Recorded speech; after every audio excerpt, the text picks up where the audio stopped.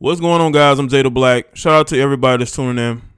I want to talk about the situation that occurred in Mississippi with this ex-police officer who was married and had a black mistress, and apparently not really sure if he broke up with her or she broke up with him. You know, they say that she broke up with him.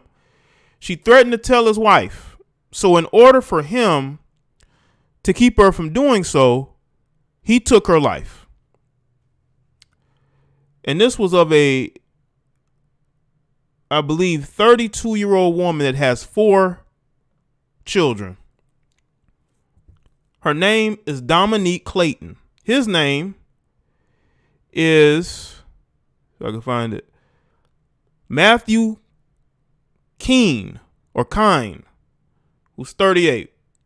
This guy had a whole wife, and he was engaging in an extramarital relationship with a woman that he didn't want to be with like that. A woman to him that was just a booty call. Somebody he really didn't care for like that. She got 4 kids. He wasn't trying to be a stepdad. He wasn't going to leave his wife for this woman. So when she threatened to tell his wife, he felt like the only thing he can do to stop her from doing so is taking her life, which backfired. You would think that somebody that's a police officer would have some intelligence to know that it would all come back to him. But he was thinking in an emotional manner because, truth be told, he probably doesn't even like black people. His wife probably doesn't like black people. And he doesn't want his wife to find out from this woman that he was carrying on a side relationship with her. So he did everything he could to stop that, only for him to wound up still getting caught and still going to prison. According from this article from Black Enterprise magazine. A Caucasian police officer in Oxford, Mississippi, admitted to taking the life of former lover, a black woman, after she ended the relationship between the two, and then threatened to tell his wife after the affair. See, she shouldn't have done that. I'm sorry. I have to point this out. If you break up with somebody, why are you threatening to tell his wife? You don't even need to do that. If you're done with this guy, leave him alone. Because what's going to happen is that this guy is leading a double life.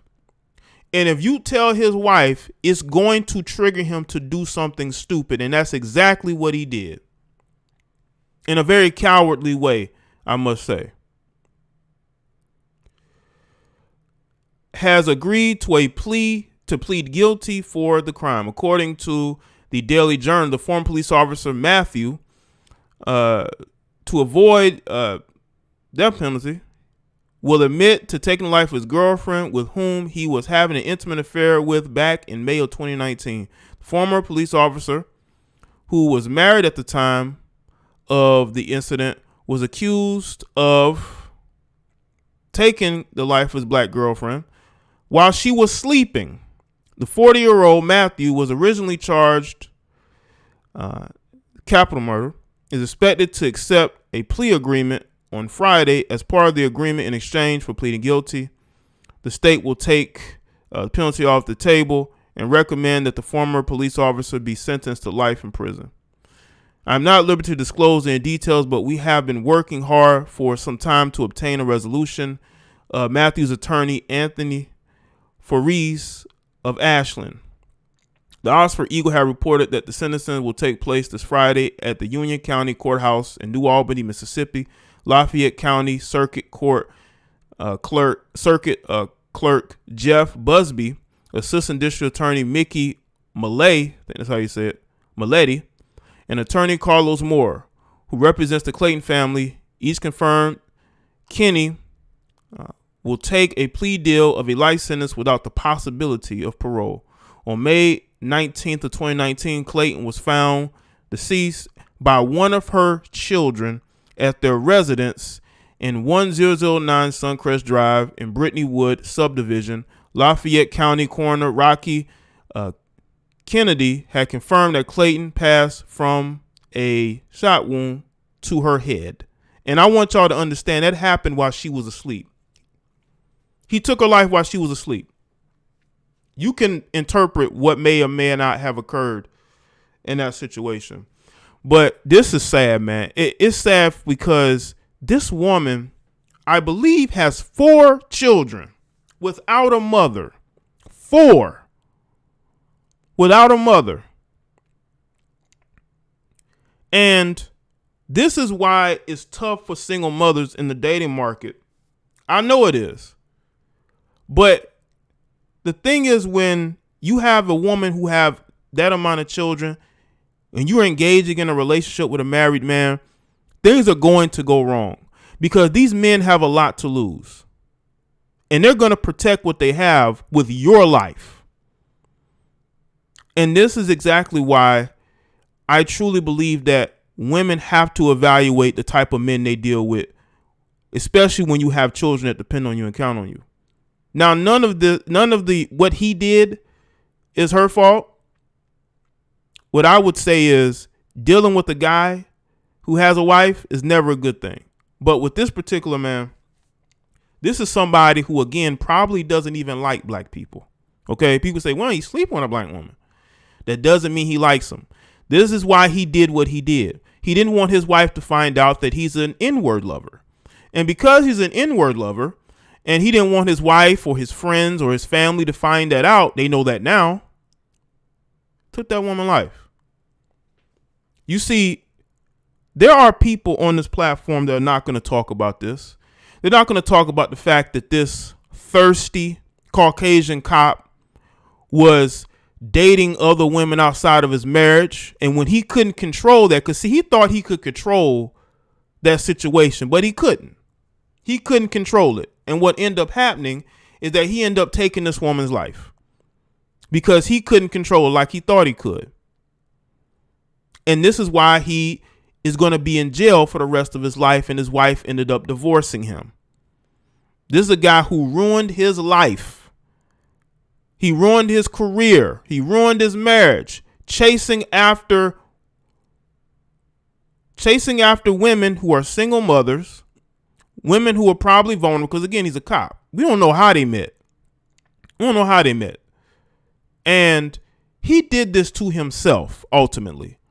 This is the type of cowardly behavior, which is why I tell guys, listen, if you still want to play the field, why are you getting married anyway?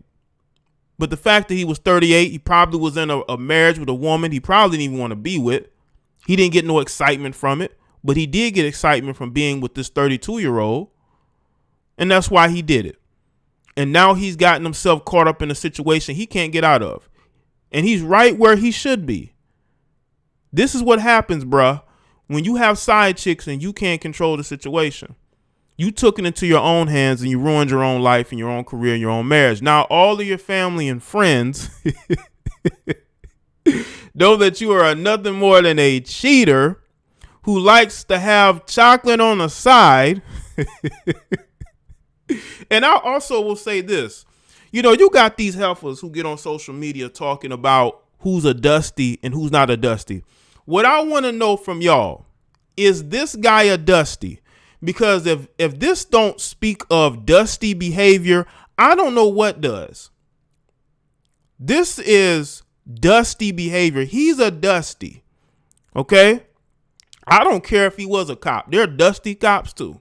He's a dusty cop that got caught having a side relationship with a single mother, and he thought he could control the situation. And when he realized she was going to tell his wife, he ended up taking her life.